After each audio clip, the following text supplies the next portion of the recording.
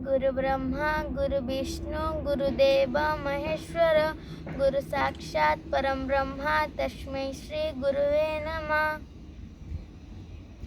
नमस्कार। आज गुरु दिवस अवसर रे मोर समस्त शिक्षक शिक्षयित्री तथा गुरुजन माननकु मोर प्रणाम। छोट मुहरे बड़ कथा। जो शिक्षक शिक्षयित्री माने आमको एते स्नेह ममता और भल पाइबा देई आमर सुंदर भविष्य तथा शिक्षार विकास पाई अति दायित्वर सह आमको शिक्षादान करुछंती। आजिर पवित्र दिवस रे मु केवल तांकर उत्तम स्वास्थ्य और सुस्थ जीवन कामना करिछि।